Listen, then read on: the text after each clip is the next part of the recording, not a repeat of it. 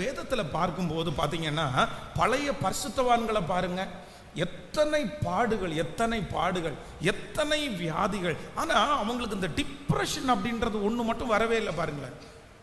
நீங்கள் அப்போஸ்தலனாகிய பவுலை பாருங்க, எத்தனை பிரச்சனை, கடல் பிரயாணத்தில் பிரச்சனையாக இருந்துச்சு, ஜனங்களால் வந்த மோசங்கள், இந்த மாதிரி எத்தனையோ லிஸ்ட் அடிக்கிட்டே போறாரு. ஆனால் இந்த மன அழுத்தம் அவங்களுக்கு வரவே இல்லை பாருங்களேன்.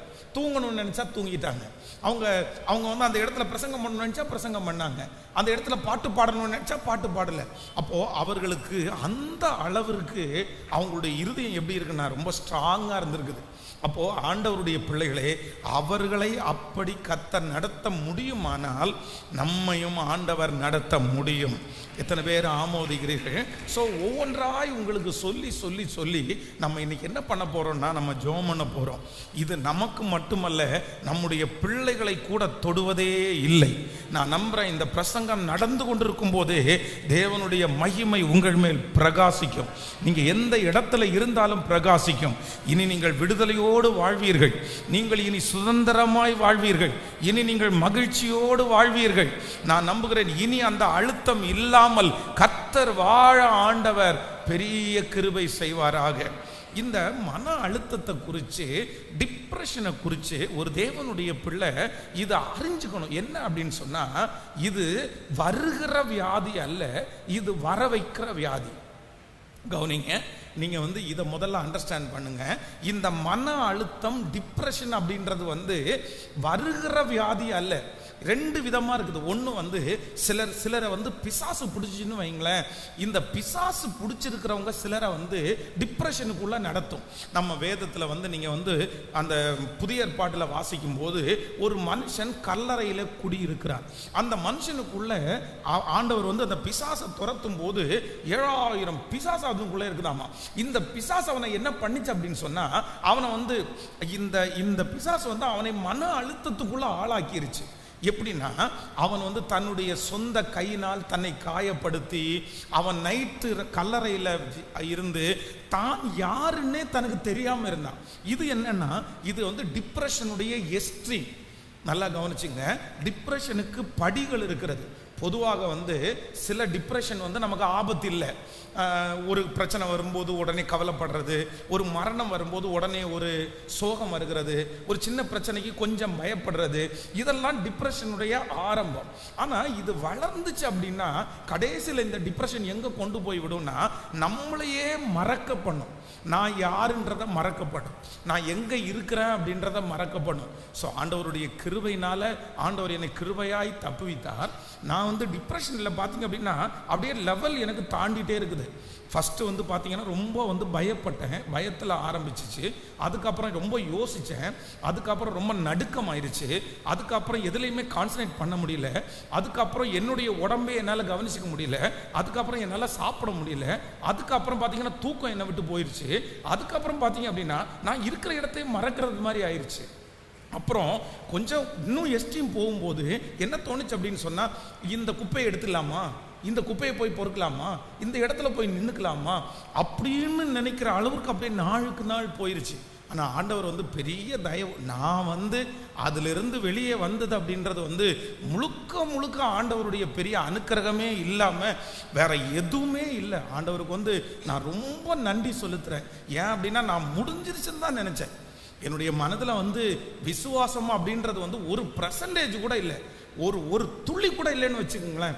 நான் திரும்ப ரிட்டர்ன் வருவேன்னு நினைக்கவே இல்லை. ஆனால் ஆண்டவருடைய தயவு ரொம்ப பெருசு. அப்போது இந்த டிப்ரெஷன் பிசாசு பிடித்திருக்கிற மனிதர்களை பிசாசு ஒரு விதமான டிப்ரெஷனை கொடுப்பான். ஒரு மனிதனுக்குள்ளே பிசாசு பிடிக்கும்போது அது அவனுக்குள்ள வெறுமையை கொடுக்கும், அது அவனுக்குள்ள டிப்ரெஷனை கொடுக்கும். அது வேற ஒன்று. இன்னொன்று, டிப்ரெஷன் என்கிறது ஒரு வியாதி, வருகிற வியாதி அல்ல. காய்ச்சல் நமக்கு வருகிற வியாதி. நம்முடைய உடம்புல இருக்கிற நிறைய வியாதிகள் வருகிற வியாதி. அது சாப்பாட்டுனாலேயோ இல்லை வேற எதுனாலேயோ வரும். ஆனால் இந்த டிப்ரெஷன் அப்படின்றது முழுக்க நமக்கு நாமே உருவாக்கி கொள்ளுகிற வியாதி. இது வேற எதுவுமே காரணம் இல்லை, உங்க உடம்பு அதுக்கு காரணம் இல்லை. உங்களுடைய ஆசீர்வாதங்கள் அதுக்கு காரணம் இல்லை, உங்களை சுற்றி இருக்கிற எதுவுமே காரணம் இல்லை. இந்த டிப்ரெஷன் ஒரு மனிதனுக்குள்ள எப்போ ஸ்டார்ட் ஆகும் அப்படின்னு சொன்னா, அந்த மனிதனால் உருவாக்காமல் டிப்ரெஷன் என்கிற ஒன்று ஆரம்பிக்காது. நீங்க நினைச்சீங்கன்னா உங்களை மன அழுத்தத்தினுடைய வியாதியை நீங்க வருத்திக்கலாம். நீங்க நினைச்சீங்கன்னா மன அழுத்தம் இல்லாம வாழலாம். இது ரெண்டுமே ஆண்டவர் யாருடைய, நான் சொல்றது நல்லா புரிஞ்சுக்குங்க. பிசாசு பிடிக்கிற அப்படின்னா யாராவது ஒருத்தரை பிசாசு பிடிச்சிருக்கும் பாருங்க, அந்த பிசாசு மன அழுத்தத்துக்குள்ள அவங்கள கொண்டு போய் விடுவான், அது வேற கேட்டகரி. மற்றபடி இந்த மன அழுத்தம் என்கிற வியாதி முழுக்க முழுக்க நம்ம உண்டு பண்ணுறதுல தான் இருக்குது. நானா உண்டு பண்ணுறதுல தான் இருக்குது, நானா அதை கிரியேட் பண்ணுறதுல தான் இருக்குது. நான் நினைச்சா டிப்ரெஷன் இல்லாமல் வாழலாம், நான் நினைச்சா என்னை ஒரு மனநோயாளியாய் நான் மாற்றுவதற்கு முடியும். அது வேற யாருடைய கையிலையும் இல்லை. யாருடைய கையில இருக்கு அப்படின்னா என் கையிலேயே இருக்கிறது.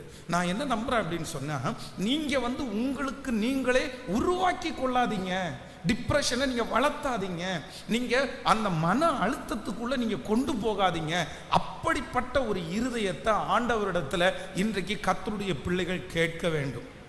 அது நம்முடைய இருதய சம்பந்தப்பட்டது. நான் சொல்றேன் இல்லை, நம்ம ஒரு வெள்ளை தாளை எடுத்து பார்த்தீங்க அப்படின்னா, அந்த வெள்ளை தாளை கசக்கிட்டோன்னு வச்சுக்கோங்களேன், அந்த கையில் வச்சு நல்லா கசக்கிட்டோம். கசக்குனதுக்கு பிற்பாடு அந்த வெள்ளைத்தாளை தண்ணியில் முக்கி அயன் பண்ணா கூட அதனுடைய பழைய அந்த நிலைமையை நம்ம அதில் என்ன பண்ண முடியாது, கொண்டு வர முடியாது. அதை நிமிக்கலாம், ஒருவேளை அதனுடைய ஷேப்பை கொண்டு வரலாமே தவிர அதனுடைய பழைய நிலையை கொண்டு வர முடியாது.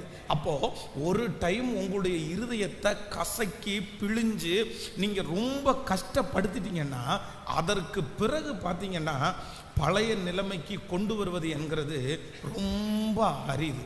அப்போ டிப்ரெஷன், மன அழுத்தம் என்கிறது நானாய் வருவிக்கிறது. அது தானாய் வருவது அல்ல, நானாய் வருவிக்கிறது.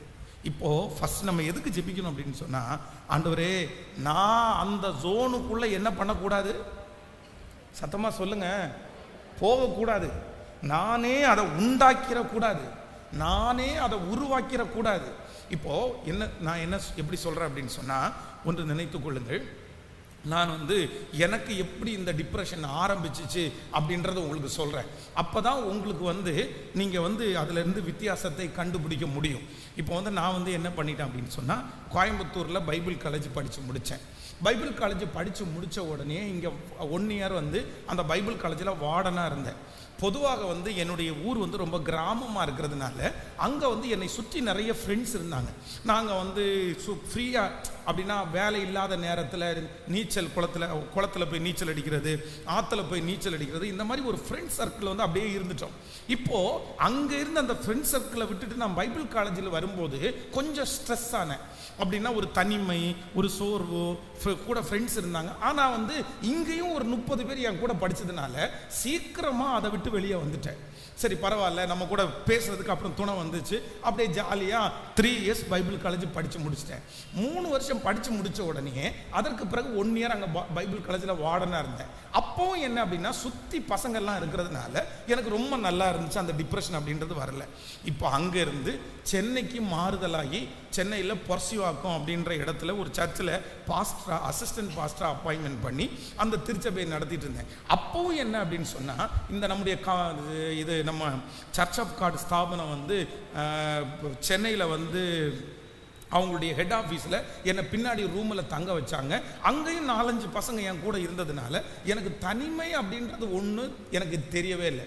இப்போது அங்கேருந்து நானே ஜெபம் பண்ணேன். என்ன ஜெபம் பண்ணேன் அப்படின்னு சொன்னால், எனக்கு இந்த மாதிரி மினிஸ்ட்ரி பண்ணுறதுக்கு விருப்பம் இல்லை, என்னுடைய கையில் தனியாக ஒரு ஊழியத்தை கொடுங்க, என்னை இந்த இடத்துல இருந்து கொண்டு போங்க ஆண்டவரேன்னு ஜெபம் பண்ணுறேன்.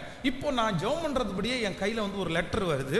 நான் திருச்சி OFT துப்பாக்கி தொழிற்சாலை பக்கத்தில் இருக்கிற பர்மா காலனி அந்த இடத்துல எனக்கு ஒரு ஊழியம் வருகிறது.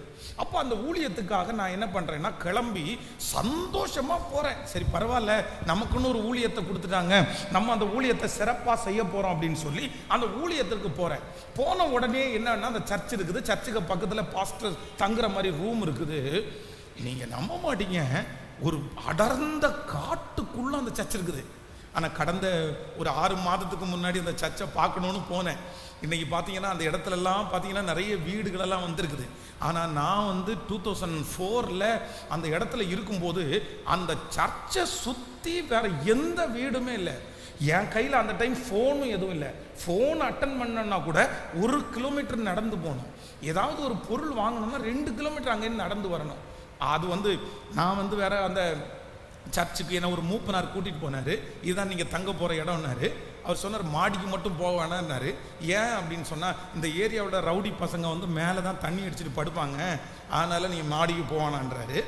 அப்புறம் வந்து சர்ச்சினுடைய ஜன்னலெல்லாம் உடஞ்சிருக்குது.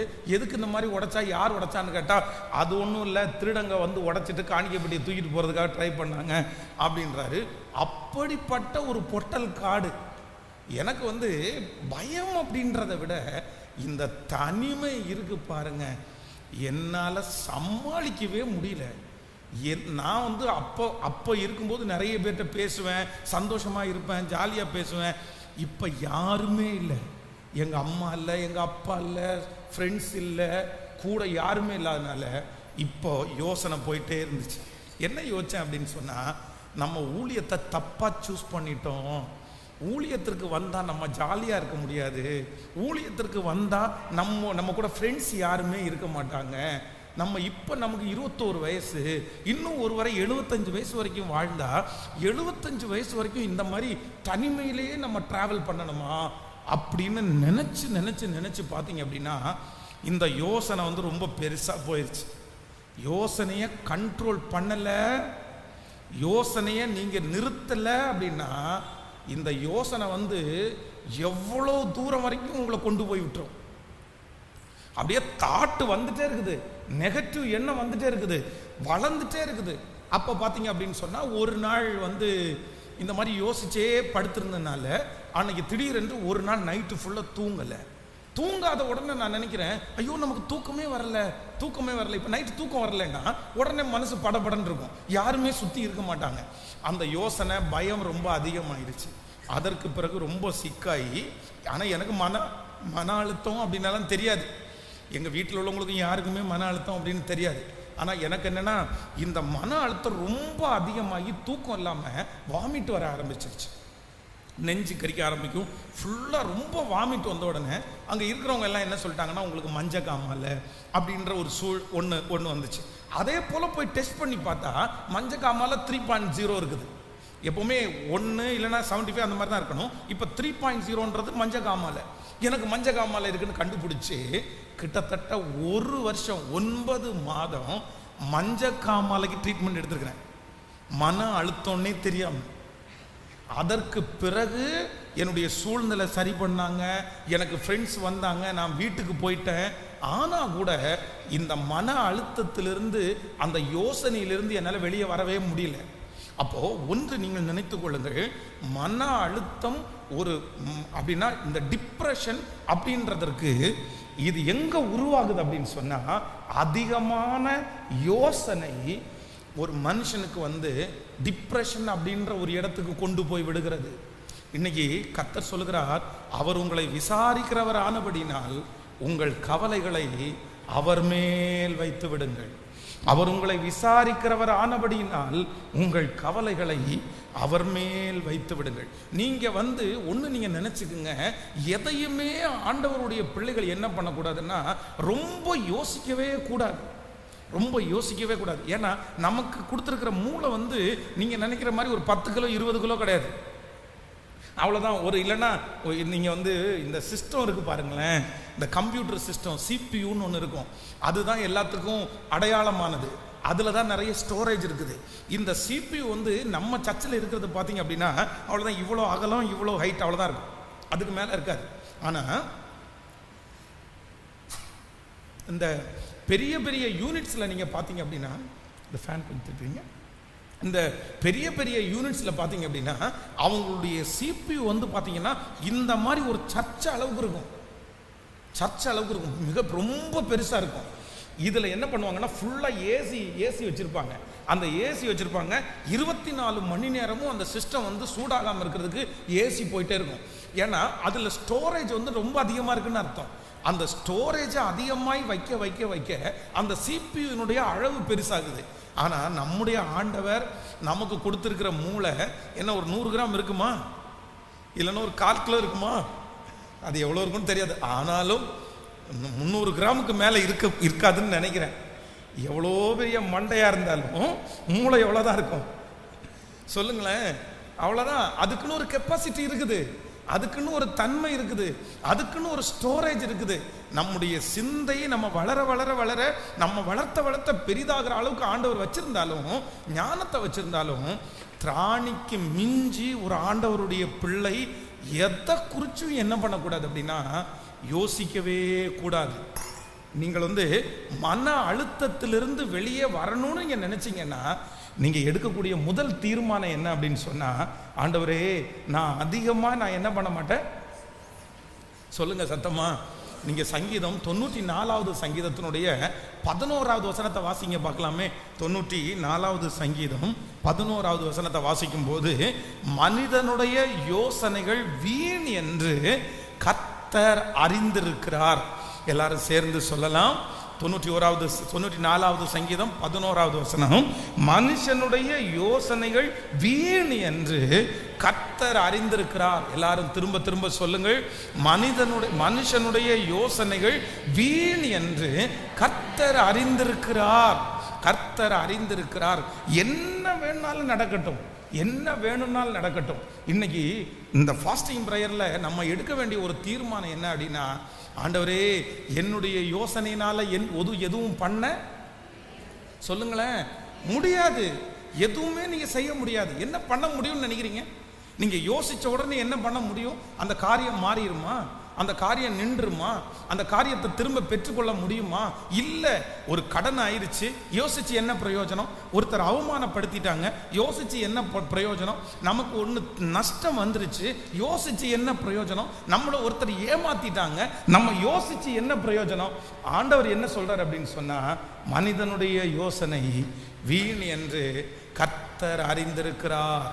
நடந்ததெல்லாம் நன்மைக்கு தான், நடப்பதெல்லாம் நன்மைக்கு தான். ஆனா நான் என்ன பண்ண மாட்டேன் அப்படின்னு சொன்னா, இனி எதை குறிச்சும் நான் என்ன பண்ண மாட்டேன், யோசிக்கவே மாட்டேன். எத்தனை பேர் ஆமோதிக்கிறீர்கள்? நீங்க நிறைய பேர் சொல்லுங்க, பாஸ்டர் சொல்றது ஈஸி பாஸ்டர், ஆனா எப்படி யோசிக்காம இருக்கிறது, எப்படி யோசிக்காம நடக்கிறத எப்படி யோசிக்காம இருக்கிறது. ஆனா நீங்க யோசிக்காம இல்லை அப்படின்னு சொன்னா கண்டிப்பாக நீங்க என்ன பண்ணுவீங்கன்னா வீக் ஆவீங்க. இன்னையிலிருந்து ஒரு முயற்சியை மட்டும் எடுங்களேன், ஒரு முயற்சியை மட்டும் எடுங்களேன். கர்த்தர் பார்த்து கொள்ளுவார். யெகோவா ஈரே, கர்த்தர் பார்த்து கொள்ளுவார். நான் யோசிக்க மாட்டேன், நான் யோசிக்க மாட்டேன். இப்போ பாருங்க, ஆபிரகாமை பார்த்து ஆண்டவர் சொல்லுகிறார், உன்னுடைய புத்திரனும் உன்னுடைய ஏக சுதனுமா இருக்கிற உன்னுடைய குமாரனை நீ எனக்காக என்ன பண்ணு, சத்தமா சொல்லுங்க. இப்போ உங்கள்கிட்ட அப்படி சொல்றாருன்னு வச்சுங்களேன், நீங்க என்ன பண்ணுவீங்க? ஆமா ஆண்டவரே, நாளைக்கு காலையில கிளம்புறேன் ஆண்டவரே அப்படி நான் சொல்லுவீங்க. சொல்லுங்க சத்தமா. உங்களுக்கு யோசனை எப்படி போகும் தெரியுமா? ஆண்டவரே 100 வயசுல தவம் இருந்து பெற்ற பிள்ளை ஆண்டவரே, ஊட்டி ஊட்டி இல்லவா வளர்த்தேன். அவன் சட்டையை எடுத்து பார்க்கறது, அவன் பேண்டை எடுத்து பார்க்கறது, அப்படி யோசனை இப்படி போசனை. ஒருவேளை கொண்டு போகிற வழியில இல்லைன்னா நான் கத்தி எடுத்து ஓங்கும் போது அமைதியா இருந்துட்டாருன்னா, நமக்கு கொடுத்தா அதான் சொல்லுவாங்களே ஏக்கர் கணக்கில் யோசிப்பாங்க. நம்ம நிறைய பேர் இந்த ஜபத்தில் இருக்கிறவங்க, நீங்க சாதாரணமான ஆட்கள் அல்ல, நீங்க ஏக்கர் கணக்கில் யோசிக்கிற ஆட்கள். ஆமென். நடந்தது ஒன்னா இருக்கும், ஆனா அதான் சொல்றேன், உம்முடைய கற்பனையோ மகா விஸ்தாரம் அப்படின்னு சொன்னது மாதிரி இந்த சத்தத்தை கேட்கிற நிறைய பேருடைய கற்பனை மகா விஸ்தாரம். என்ன அதுக்கு கண்ணு வச்சு, காது வச்சு, மூக்கு வச்சு, பல்லு வச்சு ஒரு உருவமா மாத்தி நடக்காத ஒன்றை எங்கெங்க கொண்டு போய் விடுறது. ஆனா ஒண்ணு நீங்க நினைச்சுக்குங்க, இன்றைக்கு இந்த மன அழுத்தத்திலிருந்து வெளியே வருவதற்கு நீங்க எடுக்கக்கூடிய முதல் முயற்சி என்ன அப்படின்னா, நான் என்ன பண்றேன் அப்படின்னு சொன்னா, என்னுடைய யோசனைகளை நான் நிறுத்த போறேன். எனக்காக கர்த்தர் யாவையும் செய்து முடிப்பார். நான் யோசிக்கிறதுனால எதுவும் வரப்போறது? சத்தமா சொல்லுங்க. ஒரு பெரிய டாக்டர் அந்த டாக்டரை சந்திச்சு டாக்டர், இத்தனை ஆயிரக்கணக்கான நோயாளிகள் வர்றாங்களே, இந்த அத்தனை நோயாளிகளுடைய நோய்கள் எல்லாம் சொல்றாங்கல்ல, உங்களுக்கு கஷ்டமா இருக்காதா? நீங்க எப்படி இதெல்லாம் சமாளிக்கிறீங்க? உடனே அவர் அவருடைய டேபிளில் போய் உட்கார்ந்தாராமா. உட்கார்ந்து சொன்னாராமா, இந்த டேபிளுக்கு முன்னாடி இருக்க சேர் பாருங்களேன், இதுக்கு முன்னாடி உட்கார்ந்து நோயாளிகள் எனக்கு ட்ரீட்மெண்ட் எல்லாம் சொல்லுவாங்க, எல்லாருக்கும் ஆறுதல் சொல்லுவேன், ட்ரீட்மெண்ட் சொல்லுவேன். முடிச்ச உடனே என்னுடைய பெண்ணை மூடி இங்கே வைப்பேன், அவ்வளோதான். இந்த பெண்ணை மூடி இங்கே வச்சுட்டேன் அப்படின்னா இந்த ரூமை விட்டு நான் கிளம்பும் போது எல்லாரையுமே என்ன பண்ணிடுவேன்? சத்தம் மறந்துடுவேன், அவ்வளோதான். திருப்பி அடுத்த நாள் காலையில திரும்ப இந்த ரூமுக்குள்ள என்டர் ஆகும் போதுதான் அடுத்து யாரை குறித்து யோசிப்பேன்?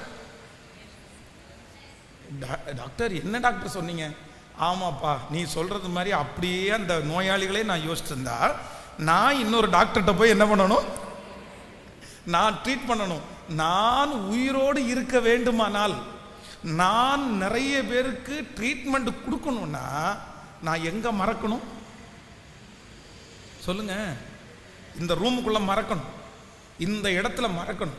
இனி என்ன பார்த்துக்கலாம் அப்படின்னு சொன்னா, இனி நாளைக்கு பார்த்துக்கலாம், இனி நாளானைக்கு பார்த்துக்கலாம். அதனால தான் ஆண்டவர் சொல்றாரு, சமாதானத்தோடு படுத்து நித்திரை செய். சமாதானத்தோடு கர்த்தர் நம்மை தாங்குகிறார். என்னுடைய யோசனையை இன்னைக்கு நிறைய பேர் பாருங்க, ராத்திரி தூங்காம இருக்கிறதுக்கு காரணம் என்ன? சிந்தனை ஓடிட்டே இருக்குது. காலையில நடந்ததை பெட்ரூம் வரைக்கும் கொண்டு போவாங்க.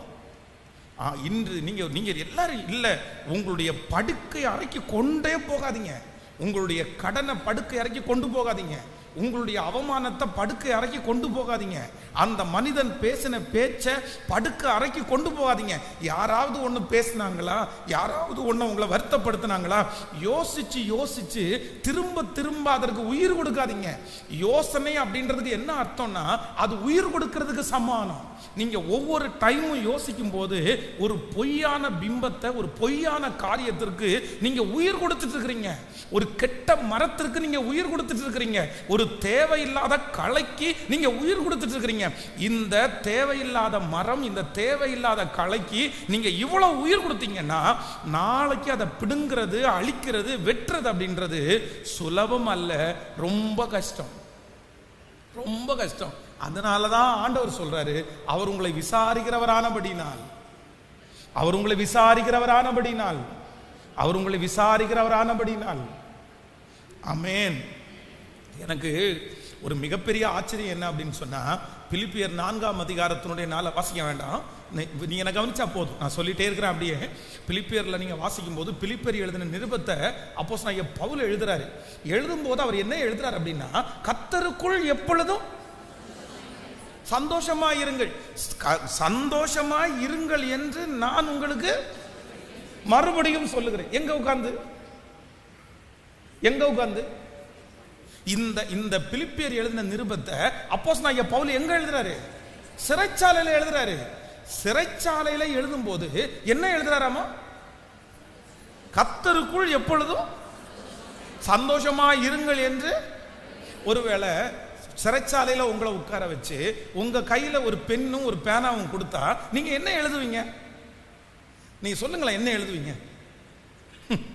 நிறைய பேர் அழுகையோட ஃபர்ஸ்ட் ஆரம்பிக்கும் போதே ஒரு ஐகான் போட்டுறது, 2 கண்ணு கீழே அப்படியே கண்ணீர் துளி விழுகிறது, நான் ரொம்ப மிஸ் பண்றேன் எல்லாரையுமே அப்படின்னு கண்ணீரோட நிறைய பேர் எழுதுவாங்க. அப்படி இருக்கேன், இப்படி இருக்கிறேன், இதை வந்த நான் அங்க வீட்டில் இருந்ததை நினைக்கிறேன், அதை நினைக்கிறேன், இதை நினைக்கிறேன், என் மேல எவ்வளவு பாசம், யாருமே இங்க இல்ல, தனியா ஒரு 4 செவத்துக்குள்ள இருக்கிறேன், இங்க நாத்தம் அடிக்குது, இங்க கஞ்சி கொடுக்குறாங்க, என்னென்ன எழுதுவோம். ஆனா அப்போஸ்தலனாகிய பவுல் என்ன எழுதுறாரு அப்படின்னா, கர்த்தருக்குள் எப்பொழுதும் சந்தோஷமா இருங்கள். என்ன அப்படின்னு சொன்னா, அந்த சிறைச்சாலையை குறித்து அவர் என்ன பண்ணல, கேட்கல, யோசிக்கவே இல்லை, யோசிக்கவே இல்லை, அவ்வளவுதான். அடுத்த நேரத்தில் குறித்து அதை குறித்து யோசனையே கிடையாது. பிள்ளைங்க பாருங்க, இன்னைக்கு நிறைய பேர் பிள்ளை இப்பதான் குழந்தை பிறந்திருக்கும், குழந்தை பிறந்து 1 இயர் ஆனிவர்சரியில் அந்த அம்மாவுக்கு என்ன கவலை தெரியுமா? இந்த குழந்தைக்கு கல்யாணத்தை நான் எப்படி பண்ணுவேன். அந்த பிள்ளைக்கு கல்யாணம் ஆகிறதுக்கு இன்னும் 20 வருஷம் இருக்குது, இன்னும் 22 வருஷம் இருக்குது. 22 வருஷத்துக்கு அப்புறம் தான் அந்த பிள்ளையை நம்ம கல்யாணமே பண்ணி வைக்க போறோம். அந்த 22 வருஷத்துல ஆண்டவர் எப்படி ஆசீர்வதிக்க போறாரு, எப்படி மாற்றத்தை தர போறான்னு தெரியல. 22 இயர்ஸ் இருக்கு இன்னும். ஆனா இன்னைக்கு ஒரு வயசுல எடுத்து வச்சுட்டு இதை எப்படி நான் கரை சேர்ப்பேனோ தெரியல, இதை எப்படி இன்னொருத்தன் கையில பிடிச்சி கொடுப்பேனோ தெரியல, இது வளர்ந்து ஒழுக்கமா இருக்குமா இல்லையான்னு தெரியல, இதுக்கு நல்ல மாப்பிள்ள வருமா இல்லையான்னு தெரியல. எப்போ நம்ம நிறைய பேரை பாருங்க, என்னைக்கோ நடக்க போறத இன்னைக்கு யோசிச்சுதான். இன்னும் அது கூட பரவாயில்ல, நிறைய பேர் இந்த வயசான ஒரு 50 வயதுக்கு மேலான சிலர் வந்து எங்கிட்ட வந்து என்ன கேட்டிருக்காங்கன்னா, பாஸ்டர் நமக்கு கல்லறை இருக்கா, நமக்கு என்ன இருக்கா, கல்லறை இருக்கா? எனக்கு வந்து இல்லை, உங்களுக்கு இப்போ வந்து கண்டிப்பாக நம்ம இன்னும் அடக்கம் பண்ண தான் போறோம். இன்னைக்கு கல்லறை இல்லைன்னாலும் எந்த சரீரமும் எங்க வெளியில இருக்க போறதில்லை. எங்கேயாவது ஒரு இடத்துல நம்முடைய சரீரத்தை கண்டிப்பா என்ன பண்ண போறாங்க. இல்லை, உங்களுடைய கேள்விகள் நியாயமானது. அப்படின்னா எங்க ஊர்ல இல்லைன்னா பெரியவங்களுக்கெல்லாம் பஸ்ல இருக்கிற பெரியவங்களுக்கு ஒரு பழக்கம் என்ன அப்படின்னா, அவங்க எதை ரெடி பண்ணி வைக்கிறாங்களோ இல்லையோ கல்லறையை ரெடி பண்ணி வச்சிருவாங்க. நம்முடைய மூதாதியாரான ஆபிரகாமும் அப்படிதான். என்ன அப்படின்னா, தன்னுடைய மனைவியை வந்து அடக்கம் பண்றதுக்கு மக்பேலா என்கிற ஒரு குகையை எத்தனையோ இடத்துல வந்து ஆபிரகாம் வந்து பாத்தீங்க அப்படின்னு சொன்னா பரதேசியா இருந்தாரு. அவருக்கு எதுவுமே இல்லை, சொந்தமா அவர் எதையுமே வச்சுக்கல. ஆனா தன்னுடைய மனைவிக்கு வச்சிருக்கிற கல்லறை மட்டும், அந்த மக்பேலா குகையை மட்டும் காசு கொடுத்து வாங்கினாரு. இல்லை எங்களுக்கு ஓனா இருக்கணும், எங்களுக்கு சொந்தமா இருக்கணும். அதனால பெரியவங்க நிறைய பேருக்கு தங்களுக்கு கல்லறை இருக்கணும் அப்படின்னு நினைப்பாங்க. ஒருவேளை ஆபிரகாமனுடைய விஷயத்தை வச்சு கூட சொல்லலாம். ஆனா அதுக்கு நான் என்ன நம்புறேன் அப்படின்னா, இன்னும் கொஞ்சம் லேட்டா சொல்லலாமே, இப்பவே அதுக்கான ஆயத்தம் எல்லாம் தேவையில்லையில்ல. அப்படின்னா 50 வயது தான் ஆகுறது. இதுக்கு முன்னாடி எதை குறித்து யோசிக்க போறோம்? நம்ம செத்தா, நம்ம இது பண்ணா, இங்கேயும் நிறைய பேர் இருப்பீங்க. நீங்க சும்மா உட்காந்துருக்கிறத பார்க்க வேண்டாம். நிறைய பேர் வந்து இந்த பிள்ளைய கல்யாணம் பண்ணி கொடுத்தா, இது இப்படி நடந்தா என்ன, அது நடக்கவே இல்லை. ஆனா இன்னைக்கு கேட்டா என்ன சொல்லுவாங்க தெரியுமா, எதுக்கும் நம்ம விழிப்பா இருக்கிறது நல்லது. ஆமா, இவங்க விழிப்பா இருந்து. அதனால ஆண்டவருடைய பிள்ளைகளே, நடக்காத இல்லை நடக்குது கண்ணு முன்னாடி இருந்தா கூட, நான் இன்னைக்கு மன அழுத்தத்திலிருந்து வெளியே வரணும்னா நீங்க செய்ய வேண்டிய முதல் தீர்மானம் என்ன அப்படின்னா, நான் யோசிக்கிறத நான் என்ன பண்ண போறேன் அப்படின்னா, சத்தமா சொல்லுங்க, சத்தமா சொல்லுங்க. அதைத்தான் ஆண்டவர் சொல்றார். உண்மை உள்ளவைகள் எவைகளோ, ஒழுக்கம் உள்ளவைகள் எவைகளோ, நற்கீர்த்தி உள்ளவைகள் எவைகளோ, புண்ணியம் எதுவோ, புகழ் எதுவோ. அதான் இன்னொன்று சங்கீதத்தில் 119ஆம் சங்கீதத்தில் வீண் சிந்தனைகளை நான் 119ஆம் சங்கீதம் 113வது வசனத்தை வாசிக்கும் போது, வீண் சிந்தனைகளை நான் வெறுத்து உமது வேதத்தில் பிரியப்படுகிறேன். எல்லாரும் 10 டைம் சொல்லுங்க பார்க்கலாம். வீண் சிந்தனைகளை நான் வெறுத்து உமது வேதத்தில் பிரியப்படுகிறேன். சொல்லுங்கள், வீண் சிந்தனைகளை நான் வெறுத்து உமது வேதத்தில் பிரியப்படுகிறேன். இன்னொரு விசை, வீண் சிந்தனைகளை நான் வெறுத்து உமது வேதத்தில் பிரியப்படுகிறேன். ஹல்லேலூயா. கடந்ததை நினைத்து கலங்காதே, நடந்ததை மறந்து விடு. கடந்ததை நினைத்து நடந்ததை மறந்து விடு. கர்த்தர் புதியன செய்திடுவார், இன்றே நீ காண்பார். பாடுவோம். கர்த்தர் புதியன செய்திடுவார், இன்றே நீ காண்பார், இன்றே நீ காண்பார், இன்றே நீ காண்பார். சொல்லு, காலங்கிடவே வேண்டாம், காலங்கிடவே காலங்கிடவே காலங்கிடவே வேண்டாம். என் இயேசு கைவிட மாட்டார், என் இயேசு கைவிட மாட்டார், என் இயேசு கைவிட மாட்டார், என் இயேசு கைவிட மாட்டார். இந்த யூக்லிஸை சரி பண்ணுங்க. ஆமென். ஹல்லேலூயா. கைகளை உயர்த்தி ஒரு ஹல்லேலூயா சொல்லலாம். ஒரு அரைநோட்டு மட்டும் இறக்குங்க. ஆமென். ரொம்ப அழகான பாடல். இன்னைக்கு கண்டிப்பாக எல்லாரும் ஒரு தீர்மானம் எடுக்கணும். வீண் சிந்தனைகளை நான் வெறுத்து உம்முடைய வேதத்தில் சொல்லுங்க என்னத்தை பேசுவோம் என்று நீங்க என்ன பண்ண வேண்டாமாமா? கவலைப்பட வேண்டாம். நாளைக்கு என்ன நடக்கும் அப்படின்னு சொல்லிட்டு நீங்க கவலைப்பட வேண்டியது இல்லை. நம்மகிட்ட இருக்கிற ஒரு மிகப்பெரிய ஆபத்தே என்ன அப்படின்னு சொன்னா, நான் சொல்றேன், நீங்க மனநோயாளியாய் இன்னைக்கு இல்லாம இருக்கலாம். ஆனா யாரு மனநோயாளியாய் மாறதுக்கு வாய்ப்பு இருக்கு தெரியுமா? ரொம்ப யோசிக்கிறாங்க பாருங்க, அவங்க டிப்ரெஷனுடைய உச்சகட்டத்தில் போறதுக்கு நிறைய வாய்ப்பு இருக்குது. இன்னைக்கு ஆண்டவர் பேசுகிறதா நினைச்சுக்குங்க, எது வேணாலும் நடக்கலாம். அதான் நான் அடிக்கடி சொல்லுவேன், ஒரு வியாதி வந்துச்சுன்னு வைங்களேன், ஒரு வியாதி வந்திருக்கு வந்துங்களேன், இந்த வியாதி இன்னைக்கு மாறல, நாளைக்கு மாறல, அடுத்த மாசம் மாறல, ஆனா கண்டிப்பா ஒரு நாள் மாறும். அந்த வியாதியிலிருந்து கர்த்தர் விடுதலை கொடுப்பாரு. ஆனா அந்த வியாதியை குறித்து யோசிச்சு நம்ம மன அளவில் சிக்காகிறோம் பாருங்க, அந்த சிக்னஸை, அந்த மன அழுத்தத்தை வேற யாருமே சரி பண்ணவே முடியாது. வியாதி சரியாகும், உங்க கடன் கண்டிப்பா சரியாகும், நீங்க எதிர்பார்த்து கவலைப்படுற காரியம் கண்டிப்பா சரியாகும். ஆனா நீங்க கவலைப்பட்டு உங்க உடம்ப கெடுக்குறீங்க பாருங்க, அதை சரி பண்ண முடியாது.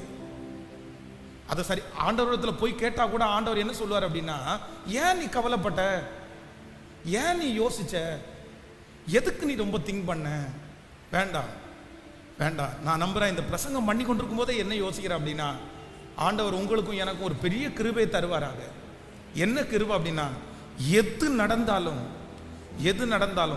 Stop thinking. நான் என்ன பண்ணணும் அப்படின்னா, என்னுடைய யோசனை நான் என்ன பண்ணணும்? கேட்கல, சத்தமா சொல்லுங்க.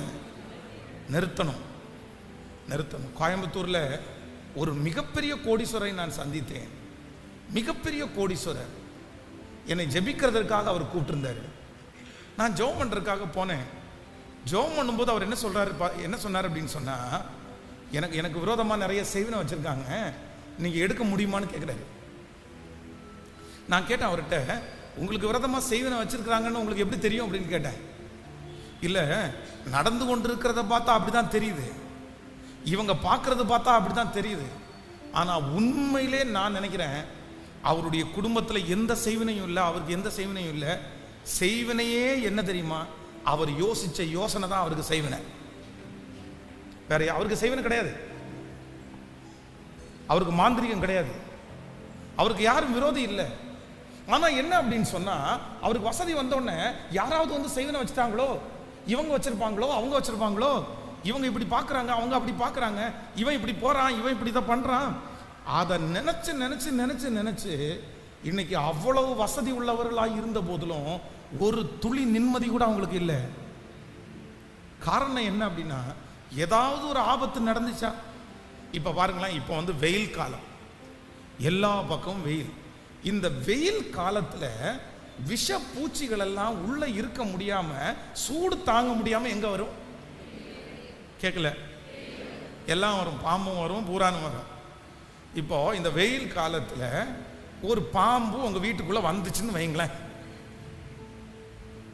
ஐயோ பிசாசு, ஏதேன் தோட்டத்தில் வந்த பிசாசு, இது ஆதாம வஞ்சிச்ச பிசாசு, இது ஏவாள வஞ்சிச்ச பிசாசு, என் வீட்டுக்குள்ள வந்துச்சா போச்சு, ஏதோ ப்ராப்ளம் ஆகி போச்சு. இயேசுவே, பாஸ்டர் வாங்க ஜெபம் பண்ணுங்க, தண்ணி தெளிச்சு ஜெபம் பண்ணுங்க, அதை பண்ணுங்க, இதை பண்ணுங்க. அந்த பாம்பு வந்ததுல இருந்து எங்களுக்கு பிரச்சனை ஆகி போச்சு, அது வந்ததுல இருந்து ஆக்சிடென்ட் ஆகி போச்சு, அது வந்ததுல இருந்து நஷ்டம் ஆகி போச்சு.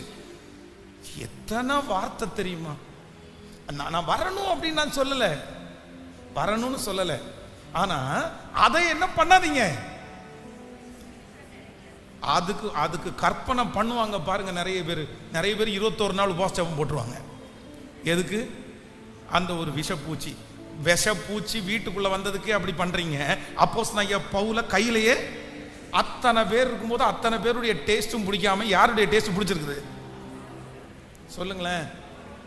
பவுலுடைய டேஸ்ட் தான் பிடிச்சிருக்குது. நீங்க உங்க வீட்டில் யாராவது ஒருத்தர் ஒருவேளை இருப்பீங்க, வீட்டில் வந்து நினைச்சு ரொம்ப குழம்பிட்டு இருக்கீங்களா? எங்க இருந்துச்சு தெரியுமா? சர்ச்சில் ஒரு 2-3 இயர்ஸ்க்கு முன்னாடி இங்கெல்லாம் காடா இருந்துச்சு.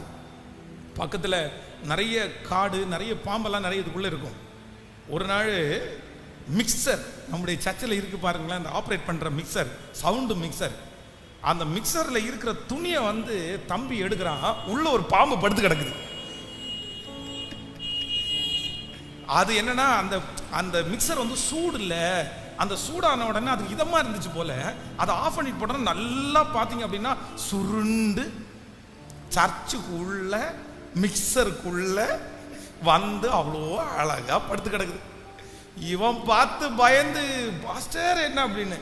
சரி ஒன்றும் இல்லை, நம்ம கையில சாகணும் போல தெரியுது, என்ன பண்ண முடியும், தூக்கி போட்டாச்சுன்னு வச்சுங்களேன். அப்போ ஒன்று அது உடனே என்ன பண்ணிடக்கூடாது அப்படின்னு சொன்னா, அதை வந்து பிசாசா பாத்திரக்கூடாது, அதை எதைத்தான் பார்க்கணும். என்ன நீங்க என்னமோ தெரியல, நீங்க இல்ல பாச்சா நீங்க துருபேசம் பண்றீங்கன்னு சொல்ற மாதிரி இருக்குது. நீங்க நிறைய பேரு உண்மைதானே. அதை எப்படி பாடுங்க, அதை எப்படி பாருங்க. ஒரு சாதாரணமான ஒரு விஷப்பூச்சி, அது ஒரு விஷப்பூச்சி இல்ல, சத்துரு ஏய் விட்டு அதுக்குள்ள ஏதேன் தோட்டத்தில் அதுக்குள்ள புகுந்த மாதிரி, அதுக்குள்ள புகுந்து என் வீட்டுக்கு வந்திருக்கிறான் அப்படின்னு கற்பனை பண்ணி, இது நடக்கிறதெல்லாம் அதனால தான் நடக்குது. ஆனால் ஒன்று என்ன அப்படின்னு சொன்னா, இதை வந்து நீங்க இதை நல்லா புரிஞ்சுக்கணும். என்ன அப்படின்னா, சில நேரத்தில் வந்து சிலர் தூங்கும் போது பார்த்தீங்க அப்படின்னு சொன்னா, இந்த சர்ப்பத்தை குறித்து இந்த பாம்பை பார்த்து சொப்பனம் பார்ப்பாங்க, பாம்பை பற்றி சொப்பனம் பார்ப்பாங்க. ஆனால் நான் என்ன சொல்றேன்னா, அந்த சொப்பனத்துக்கு சில அர்த்தங்கள் இருக்கும். நம்ம வந்து ஒரு பாம்பை குறித்து ஒரு சொப்பனம் பார்க்குறோம், வித்தியாசமான சொப்பனம் பார்க்குறோம் அப்படின்னு சொன்னால் கண்டிப்பாக நீங்கள் ஜெபம் பண்ண வேண்டிய அவசியம் இருக்குது. சிலர் வந்து பாம்பு துரத்துறது மாதிரி, பாம்பு கொத்துறது மாதிரி, இந்த மாதிரி எல்லாம் நிறைய பேர் சொப்பனம் பார்ப்பாங்க. கண்டிப்பாக இந்த சொப்பனத்துக்கு பின்பாக நிறைய பேருடைய வாழ்க்கையில் போராட்டம் இருக்குது. அதுக்காக நீங்க பயப்பட வேண்டாம். அப்படி நீங்க பாம்பை குறித்து சொப்பனம் பார்க்குறீங்கன்னா கண்டிப்பாக நீங்க ஜெபம் பண்ணணும். ஏன் அப்படின்னா, ஏதோ ஒரு பிசாசுனுடைய ஸ்பிரிட் வந்து பாருங்க, நம்ம ஜெபம் பண்ணும்போது பாருங்க, சிலர் பாம்பு மாதிரி ஆடுவாங்க, பாம்பு மாதிரி நெளிவாங்க. இந்த மாதிரி நான் கண்கூடா பார்த்துருக்கிறேன், அந்த மாதிரி நிறைய பேரை பார்த்துருக்கிறேன், ஜெபம் பண்ணியிருக்கிறேன். அந்த அந்த அந்த அந்த பிசாசு சொல்லும். அதனால இந்த பாம்பை குறிச்செல்லாம் சொப்பனம் பார்க்குறவங்க எல்லாம் நிறைய ஜெபம் பண்ணணும், நிறைய பைபிள் வாசிக்கிறோம், நிறைய பாடணும். அதற்கு பிறகு கண்டிப்பாக அது உங்களுக்குள்ள இருக்காது. இது இது நிறைய பெரிய சாப்டர், அதுக்குள்ள போகணும்னா நிறைய இருக்குது. ஆனா ஒன்று என்ன அப்படின்னு சொன்னா, எதையுமே நீங்க என்ன பண்ணாதீங்க அப்படின்னு சொன்னா, ரொம்ப பூதாகரமா யோசிச்சு அதுக்குன்னு ஒரு பெரிய விளக்கத்தை பண்ணி, ஒரு தியரி போட்டு, ஒரு பாராகிராஃப் எழுதி அப்படி பண்ணாம எப்படி எடுங்க அப்படின்னு சொன்னா, இதை குறித்து யோசிக்கிறதுக்கு ஒண்ணுமே. அன்றியும் அவருடைய தீர்மானத்தின்படி அழைக்கப்பட்டவர்களாகி தேவனிடத்தில் அன்பு கூறுகிறவர்களுக்கு சகலமும், சத்தமா சொல்லுங்க, சகலமும் நன்மைக்கு ஏதுவாக. அப்படி யாராவது ஒருத்தர் ஏதாவது செஞ்சிருந்தா கூட ஒன்றும் இல்லை, ஆண்டவருடைய வல்லமைக்கு முன்பாக அது ஒன்றுமே இல்லை. அந்த போராட்டம் ஒன்றுமே இல்லை, அந்த செய்வனை ஒன்றுமே இல்லை, அந்த பிரச்சனை ஒன்றுமே இல்லை. எதையுமே ஆண்டவருடைய பிள்ளைகள் என்ன பண்ணக்கூடாதுன்னா, நீங்க பூதாகாரம் பண்ணக்கூடாது. இப்ப ஆண்டவர் சொல்றாரு, அங்கேயே மறந்துரு, அங்கேயே விட்டுரு. இன்னைக்கு நீங்க கோர்ட்ல போய் நிக்கிறீங்களா, அந்த கோர்ட்ல போய் நிக்கிற நேரத்துல நீங்க ஒரு ஜெபம் பண்ணுங்க, அவ்வளவுதான். அந்த கோர்ட்ல பண்ணி முடிச்சாச்சா, அதுல இருந்து கீழே இறங்கி வந்த உடனே அடுத்த வேலை என்ன, அடுத்த வேலை என்ன? ஏதோ ஒரு காவல்துறைக்கு போகக்கூடிய ஒரு சூழ்நிலை வந்துச்சா, கூப்பிட்டாங்களா, போனீங்களா, பேசிட்டீங்களா, அவ்வளவுதான், முடிச்சிட்டீங்களா, வந்துட்டீங்களா, அவ்வளவுதான்.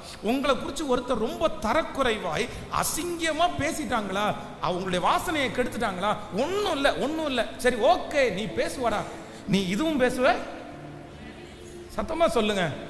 இதுக்கு மேலே ஐயோ இவன் பேசிட்டானே, ஐயோ இவன் பேசிட்டானே, என்ன போய் இப்படி பேசிட்டானே, இத்தனை பேருக்கு முன்னாடி இப்படி பேசிட்டானே, நான் எவ்வளோ அவமானப்பட்டேன், எவ்வளோ வாசனையை கெடுத்துக்கிட்டேன். அதற்கு நீங்க முக்கியத்துவம் கொடுத்து அதை யோசிக்க ஆரம்பிச்சா உங்களால இந்த உலகத்துல என்ன பண்ண முடியாதுன்னா, வாழவே முடியாது. யோசேப்பை பாருங்க, யோசேப்பு என்ன பண்ணாரு, தன்னுடைய சகோதரர்களெல்லாம் அவனுக்கு விரோதமா அத்தனை எழுந்ததுக்கு அப்புறம் கூட no thinking, stop thinking, stop thinking. இந்த ஜபத்துல, இந்த உபவாச ஜபத்துல இருக்கிற யாரோ ஒருத்தரத்துல ஆண்டவர் தெளிவா சொல்றாரு, இல்ல மகளே, இல்ல மகனே, நீ விடுதலையோட வாழணும், நீ விடுதலையோட வாழணும், நீங்க விடுதலையோட வாழணும். நீங்க விடுதலையோட வாழ்வதற்கு ஒன்று மட்டும் யோசிங்க, கடந்ததை நினைத்து நான் கலங்க மாட்டேன், நடந்ததை மறந்து விடு, எல்லாம் நன்மைக்கு. ஜெபம் பண்ணணும், அழலாம், உபவாசம் இருக்கலாம், எல்லாம் பண்ணலாம். ஆனா அவர் என்னை விசாரிக்கிறவர் ஆனபடினால் என் கவலைகள் எல்லாம் எங்க வச்சிருவேன் அப்படின்னு சொன்னா, அவர் மேல வாழ போகிற வாழ்க்கை கொஞ்ச நாட்கள், நமக்கு கொடுக்கப்பட்டிருக்கிற நாட்கள் கொஞ்ச நாட்கள். அதுல பாதி வாழ்க்கைய யோசிச்சு யோசிச்சு யோசிச்சு நம்மளையே நம்ம ஏன் கெடுக்கணும்? வேதம் சொல்லுகிறது, உன்னுடைய திரளான யோசனையினால் நீ குண்டானாய் அப்படின்னு நான் வீடு போட்டிருக்குது. இல்லைன்னா உன் திரளான யோசனையினால் நீ பெருகினாய் அப்படின்னு நான் போட்டிருக்குது. உன் திரளான யோசனையினால் நீ தலைவன் ஆனாய் அப்படின்னு நான் போட்டிருக்குது. உன்னுடைய திரளான யோசனையினால் நீ இளைத்து போனாய், மெலிஞ்சு போனாய். நிறைய பேர் ஆள் பார்க்கறதுக்கு வெளியே வாட்டச்சாட்டமா குண்டா தான் இருக்கிறீங்க, ஆனா உள்ள எப்படி இருக்குது? உள்ள நிறைய பேருக்கு எலும்பும் தோலுமா இருக்குது, ஸ்ட்ராங்கே இல்லை, பலனே இல்லை. இழைச்சு போயிருக்கிறதுக்கு என்ன காரணம் அப்படின்னா திரளான யோசனை, எப்போ பார்த்தாலும் யோசனை. அம்மா மாருங்க, சிஸ்டர், ஒரு கேள்வி கேட்குறேனே, இது வரைக்கும் என் லைஃப்ல ஒரு நாள் கூட அடுப்புல பால் பொங்கி வழிஞ்சதே இல்லை, சட்டி அடிபிடிச்சதே இல்லை. நிறைய நிறைய சகோதரர்கள் சிரிக்கிறாங்க. என்ன சிரிக்கிறாங்கன்னா, பாஸ்டர் வருஷத்துல 365 நாள்ல 200 நாள் அதான் பாஸ்டர் நடக்குது, வந்து பாருங்க எத்தனை பாத்திரம் தீஞ்சு போய் கிடக்குது. இது எதனால நினைக்கிறீங்க அப்படின்னு சொன்னா, கவனக்குறைவு மட்டுமல்ல, நிறைய பேருக்கு என்னன்னா நிறைய யோசனை. ஒருவேளை என்னால் யோசிக்காம இருக்க முடியல, காலம் தாண்டுது பாஸ்டர், நாட்கள் தாண்டுது பாஸ்டர், எனக்கு யோசனை வந்துட்டே இருக்குது, இது ஒன்று நான் எப்படி யோசிக்காம இருக்கிறது? எல்லாருக்கும் நடக்குது, எனக்கு தாமதமாகுது, எல்லாருக்கும் கிடைக்குது, எனக்கு தாமதமாகுது. ஆனா ஆண்டவர் என்ன சொல்றாரு அப்படின்னா, இல்ல, உன்னுடைய யோசனையினால எதுவுமே பண்ண முடியாது, அதற்கு மாறாக ஆண்டவருடைய கரத்துல கொடுங்க, நிச்சயமாய் நான் நம்புகிறேன் ஏற்ற காலத்துல ஆண்டவர் அதை செய்து முடிப்பார். அந்த தடைகளை கர்த்தர் மாற்றுவார். உங்க காத்திருப்பு கண்டிப்பாக வீணாய் போகாது, ஒரு நாளும் வீணாய் போகாது. உங்க காத்திருப்புக்கு கர்த்தர் பதில் தரப்போகிறார். நல்ல கரங்களை தட்டி, ஆண்டவரே, கடந்ததை நினைத்து நான் கலங்க போறது இல்லை. ஆமென் சொல்லுங்க. அப்பா, நான் இன்னையிலிருந்து ஒன்று யோசிக்கிறேன், நான் யோசிக்கிறத நான் நிறுத்துறேன். ஆண்டவரே, நீர் எங்களை விசாரிக்கிறதுக்கு இருக்கிறீர்.